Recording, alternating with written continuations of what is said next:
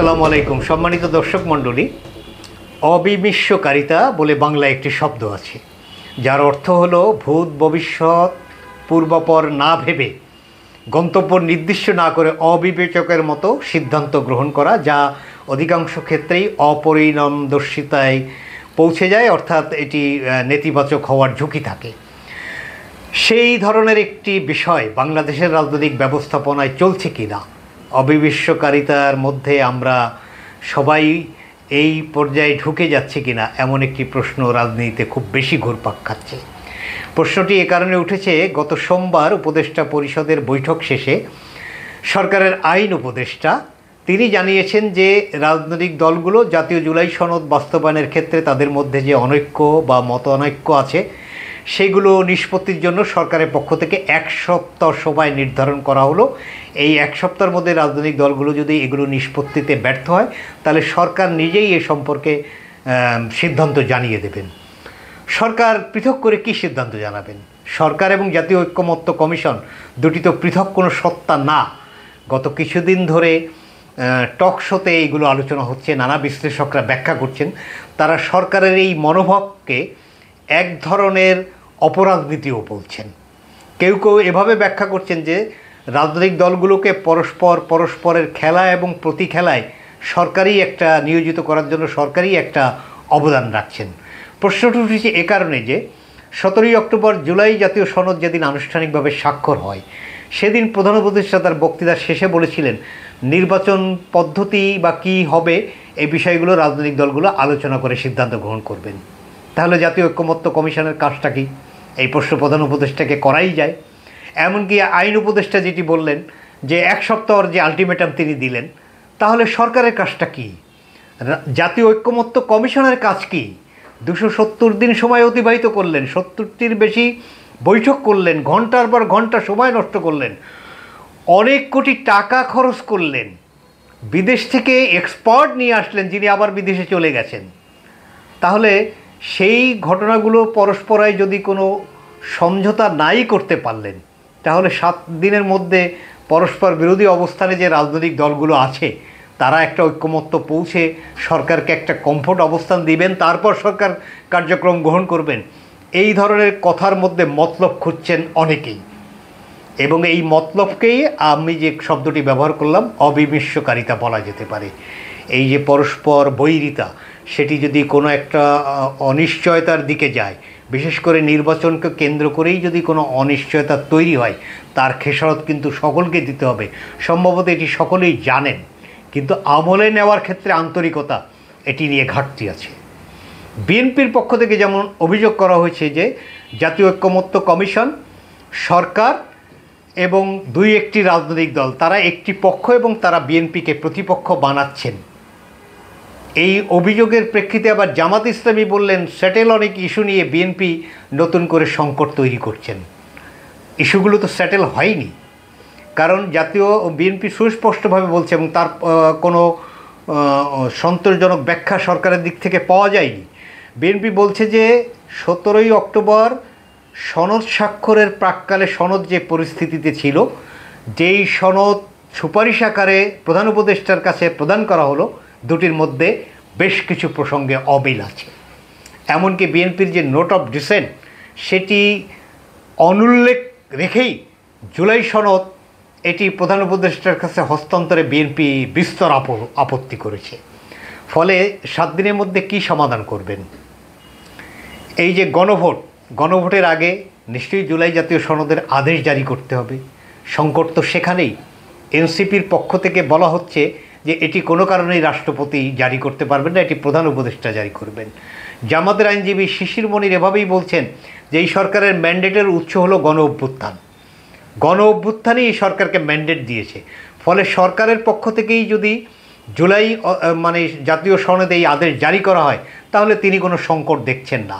আবার বিএনপির পক্ষ থেকে এমনকি দেশের শীর্ষস্থানীয় আইনজ্ঞ, সংবিধান বিশেষজ্ঞ হিসেবে যাকে যথেষ্ট গুরুত্ব দেওয়া হয়, সেই শাহাদিন মালিকও বলছেন যে এটি রাষ্ট্রপতি ছাড়া অন্য কেউ জারি করলে সেটি সংবিধানসম্মত হবে না, সেটি আদালতে চ্যালেঞ্জ হলে এটি অসাংবিধানিক ঘোষণা হওয়ার ঝুঁকি আছে। ফলে সেই বিষয়টি নিষ্পত্তি না হলে গণভোটের প্রশ্নটি নিষ্পত্তি হয় না। গণভোটের প্রশ্নটি নিষ্পত্তি না হলে এটির অন্য অন্য যে কার্যক্রম তাও নিষ্পত্তি হয় না।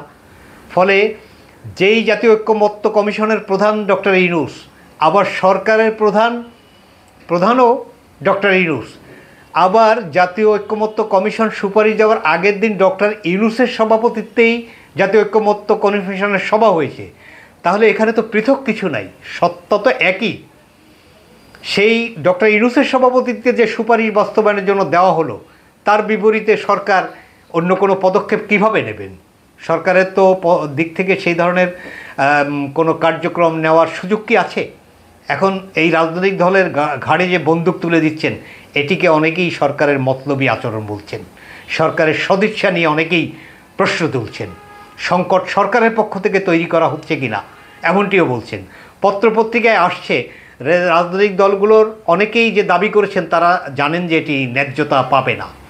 তারা কিছু দাবি করছেন অন্যকে কোণঠাসা করে তাদের কাছ থেকে কিছু বিষয়কে মিনিমাইজ করার জন্য। যেমন এখানে প্রশ্ন উঠেছে যে গণভোট নিয়ে জামাতের অবস্থান। তারা 31শে অক্টোবরের মধ্যে সরকারকে আদেশ জারি করার কথা বলছিলেন মধ্যরাতের মধ্যে, এবং নভেম্বরের মধ্যে তারা গণভোট দাবি করছিলেন। আর বিএনপি খুব স্পষ্ট বলেছে নির্বাচনের দিনই গণভোট, এছাড়া অন্য কোনো প্রসঙ্গ তারা মানবেন না। জামাতের দাবি এটি অসর হয়ে যাচ্ছে, কারণ যদি আইন উপদেষ্টাই সরকারের পক্ষ থেকে বলেন যে 7 দিনের মধ্যে আলাপ আলোচনা করে সমাধানে আসতে হবে, তাহলে অ্যাটলিস্ট 10ই নভেম্বর পর্যন্ত সরকার কোনো পদক্ষেপ নিচ্ছে না। 10ই নভেম্বরের মধ্যে যদি সরকার কোনো পদক্ষেপ না নেয়, জাতীয় জুলাই সনদ নিয়ে যদি কোনো ঐক্যমত্য না হয়, তাহলে গণভোটের প্রশ্নটিও তো প্রাসঙ্গিক হচ্ছে না। ফলে কোনো কারণে এই নভেম্বরের মধ্যে গণভোট সম্ভব নয়। আর নভেম্বরের মধ্যে এটি হলো না, তাহলে ডিসেম্বরের প্রথম দিকেই তো নির্বাচন কমিশন জাতীয় নির্বাচনের জন্য তফসিল ঘোষণা করার জন্য প্রস্তুত, সরকারও সেভাবে বলছেন। তাহলে এই এত স্বল্প সময়ের মধ্যে নতুন একটি তফসিল দিয়ে নতুন আরেকটি নির্বাচন গণভোট করা কি কোনো কারণে সম্ভব? ফলে এটি অপ্রাসঙ্গিক। আবার ফেব্রুয়ারির প্রথমার্ধে জাতীয় নির্বাচন অনুষ্ঠানের যে প্রস্তুতি এবং ডিসেম্বরে যেটি তফসিল হবে, তার মধ্যে অন্য কোনো সংকট যাগুলো আছে সেগুলো নিষ্পত্তি না হলে এটি নিয়ে তো একটা প্রশ্ন উঠবেই।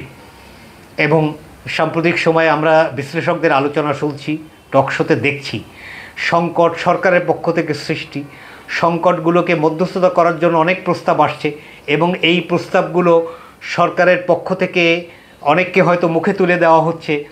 যেমন এরকমটি শোনা যায় যে বিএনপির সাথে দুতিয়ালি করার জন্য সরকারের এক পার্টিকুলার কোনো উপদেষ্টা অথবা একাধিক উপদেষ্টা দায়িত্ব পালন করছেন। আবার জামাত এনসিপির সঙ্গেও এই ধরনের দুতিয়ালি করার জন্য সরকারের পক্ষ থেকে কেউ বা কারা দায়িত্বপ্রাপ্ত হয়েছেন।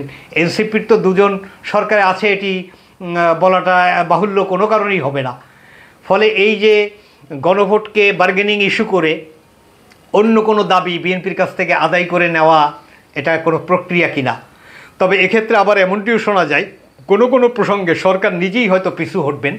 যেমন 270 দিনের যে বাধ্যবাধকতা, অর্থাৎ জুলাই জাতীয় সনদ যে প্রস্তাবনা, সেগুলো যদি পরবর্তী পার্লামেন্ট 270 দিনের মধ্যে তারা এটি পাস না করেন, তাহলে স্বয়ংক্রিয়ভাবে এটি সংবিধানে সন্নিবেশিত হয়ে যাবে। এমন একটি উদ্ভট, বিশ্বে কোথাও এর উদাহরণ নাই, সেরকম যে সুপারিশ জাতীয় ঐক্যমত্য কমিশন প্রদান করেছে, সেটি অসারতা বুঝতে পেরেই সরকার হয়তো এখান থেকে সরে আসবে, এই বাধ্যবাধকতা তারা তুলে দেবে। সংবিধান সংশোধন পরিষদ নাম করে আরেকটি বডি যেটি কার্যকর থাকবে, সেখানেও হয়তো সরকার অন্য কোনো বিষয় ভাবছে। ফলে সরকার হয়তো বলবে আমরা এই প্রশ্নে ছাড় দিচ্ছি, তাহলে বিএনপি তুমি এই প্রশ্নে ছাড় দাও, জামাত এখান থেকে একটু সরে আসো। এরকম কোনো সমঝোতা করার উপায় খুঁজতে দিয়েই সরকার এই 7 দিনের আলটিমেটাম অর্থাৎ রাজনৈতিক দলগুলোকে চাপে ফেলছেন কিনা। বিএনপির যে অভিযোগ যে সরকার জাতীয় ঐক্যমত্য কমিশন 2-1টি রাজনৈতিক দল একটা পক্ষে চলে গেছেন, বিএনপি আলাদা পক্ষে আছেন, এই অভিযোগের জায়গায় বিএনপিকে কোণঠাসা করে কোনো বিষয়ে সমঝোতায় নিয়ে আসার কোনো প্রক্রিয়া কিনা, এমনটি সন্দেহ তালিকায় আছে। এই প্রসঙ্গে বলতে চাই, জামাত ইসলামীর এই যে খেলা, সরকারের এই যে খেলা, এনসিপির একটা মধ্যবর্তী অবস্থান নেওয়া, যে তারা বলছে গণভোট জাতীয় নির্বাচনের দিন হলেও তাদের কোনো সংকট নাই, এটি আগে হলেও তাদের কোনো আপত্তি নাই। একই তঞ্চকি বা মতলবী আচরণ জাতীয় ঐক্যমত্য কমিশন করেছে, তারাও সুপারিশ দিয়েছে যে গণভোটটি জাতীয় নির্বাচনের দিনেও হতে পারে, তার আগেও হতে পারে। এই সমস্ত বিষয় খুব স্বাভাবিক না, এগুলো মতলবী বিষয় হিসাবেই অনেকে বিবেচনা করছেন। এই মতলবের ফল যদি কোনো কারণে সকলের জন্য ঝুঁকিপূর্ণ হয়, সেটি বোধহয় অনেকেই বিবেচনা নিচ্ছেন না। কেউ কেউ এমনও প্রশ্ন তুলছেন যার দ্বৈত নাগরিকত্ব আছে, তার দেশপ্রেম নিয়ে প্রশ্ন উঠছে, এবং জাতীয় ঐক্যমত্য কমিশনের সুপারিশ জমা দিয়ে তাদের সহসভাপতি ইতিমধ্যে দেশের বাইরে চলে গেছেন। এগুলো নিয়েও কিন্তু নানা কথা হচ্ছে। ফলে নির্বাচনটি অনিশ্চয়তা এবং ঝুঁকিতে পড়ছে কিনা এসব নিয়েও কিন্তু প্রশ্ন উঠছে। আসার জায়গা সেটি হলো সেনাবাহিনী দ্রুত ব্যারাকে ফিরতে চায় নির্বাচনটি সম্পন্ন করে। ফলে সেই চাপটি অবশ্য সরকারের জন্য অবশ্যই একটি চাপ। গত বুধবারও সেনাবাহিনী স্পষ্ট বলেছে রাজনৈতিক স্থিতিশীলতার জন্য নির্বাচিত সরকার প্রয়োজন, তারা তাদের দায়িত্ব পালন করে দ্রুত তারা তাদের নিজেদের কাজে ফিরতে চায়। এই জায়গাটি ছাড়া আর অন্যান্য অনেক বিষয় সরকারই নিজে অনিশ্চিত করছেন এমন অভিযোগও উঠছে। তবে এই খেলার মধ্যে বিএনপিও কিন্তু একটা খেলা খেলে দিয়েছে। সোমবার যেদিন উপদেষ্টা পরিষদের বৈঠক, হয়তো বিএনপি আগেই অনুমান করেছিল অথবা কোনো মাধ্যম থেকে তারা জেনেছিল যে সরকার এরকম একটি আলটিমেটাম এক সপ্তাহ দেবে, যাতে বিএনপি বা অন্যান্য রাজনৈতিক দলগুলোকে তারা একটা খেলার মধ্যে বা তারা চাপে ফেলবেন। বিএনপিও নির্বাচনটি মাঠে নামিয়ে দেওয়ার জন্য তারা ওই দিনই বিকেলে তারা হঠাৎ করে 237 আসনে তাদের প্রার্থী তালিকা ঘোষণা করে দিলেন, যেটি পূর্বে যেমন শোনা যাচ্ছিল বিএনপির ওই দিনে এটি ঘোষণা করার কারণ না। সংবাদ মাধ্যমগুলো তারা অনেকটা আশ্চর্য হয়েছে, এমনকি বিএনপির সাথে সংশ্লিষ্ট নেতাকর্মীরাও আশ্চর্য হয়েছে। এই যে বিএনপি কাজটি করলো, এর ফলে হাটে মাঠে ঘাটে বাজারে চায়ের দোকানে এখন নির্বাচন, প্রার্থী তালিকা, কোন প্রার্থী কেমন হলো, কোন প্রার্থীর বিপরীতে কে কোন প্রার্থী দিচ্ছে, এই আলোচনাটাই এখন প্রাসঙ্গিক হয়ে গেছে।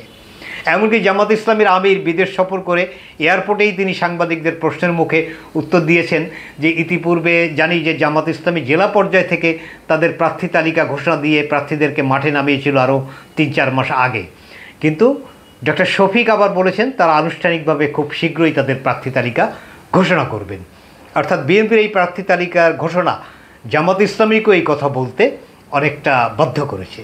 এনসিপি তারা খুব শীঘ্রই তাদের প্রার্থী তালিকা দিবেন এমনটি তারা স্পষ্ট করেছেন। এমনকি ছোট ছোট রাজনৈতিক দল যেমন তাদের গণসংহতি, তারা তাদের 91 আসনে প্রার্থী তালিকা ইতিমধ্যে ঘোষণা দিয়েছেন, যদিও তারা বিএনপির সঙ্গে একটি সমঝোতামূলক জায়গায় পৌঁছেই নির্বাচন করবেন এমনটি নিশ্চিত। এর মধ্যে যেটি হয়েছে, বিএনপির সঙ্গে দীর্ঘদিন যুগপৎ আন্দোলনে ছিলেন গণতন্ত্র মঞ্চ, সেই 6টি রাজনৈতিক দল, তার সঙ্গে গণ অধিকার পরিষদ অর্থাৎ নূরের রাজনৈতিক দল, এনসিপি জাতীয় নাগরিক এটি পার্টি, যেটি গণ অভ্যুত্থানের আলোচিত তরুণদের দ্বারা সংগঠিত রাজনৈতিক দল, একই সাথে এবি পার্টি, তারা আবার বুধবারে এই 9টি রাজনৈতিক দল একটি বৈঠক করে তারা একটি উদ্যোগ গ্রহণ করছে এমনটি তারা বলেছেন। তারাও নিজেরা ঐক্যমত্যে পৌঁছেছে এমন কোনো ধারণা তারা দিতে পারেননি। তারা বলছেন তারা বিএনপি জামাতের সঙ্গে আলোচনা করবেন, আলোচনা করে এর একটি সমাধানে পৌঁছতে সক্ষম হবেন। সরকারের এই যে কথাটি, যার প্রেক্ষিতে এই 9টি রাজনৈতিক দল করছে, এটি কোনো শুভ পরিণতি পাবে মনে করার সুযোগ নাই। কারণ জামাতের আচরণ তো হচ্ছে বার্গেনিং করে তাদের অনুকূলে কিছু দাবি আদায় করে নেওয়া, আর বিএনপির অবস্থান স্পষ্ট এবং তাদের মূল যে এই প্রশ্নে যিনি কাজ করবেন, পারফর্ম করবেন, তিনি দেশের বাইরে। ফলে এক সপ্তাহের মধ্যে সমাধান এই যেভাবে সরকার বলছেন সেভাবে হচ্ছে না। সরকার কিছুটা সময় নিয়ে কি সমাধান দিবেন সেটি অনুমান করা যাচ্ছে না। এমনকি সরকার কোনো সমাধান দিলেই সেটি সকল রাজনৈতিক দল সহজে মেনে নেবেন এমনটিও ভাবার কোনো কারণ নাই।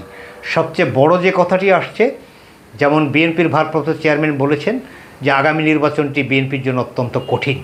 তিনি অনেক কারণেই এই কথাগুলো বলতে পারেন, তবে অনেক বিশ্লেষকই বিবেচনা এমন করছেন যে আগামী দিনের রাজনীতিতে বিএনপিকে অনেকটা একা করে দিয়ে সরকার, অন্যান্য 2-1টি রাজনৈতিক দল তারা কোনো ফায়দা হাসিলের চেষ্টা করছেন এমন সন্দেহ কিন্তু সমাজে বিদ্যমান।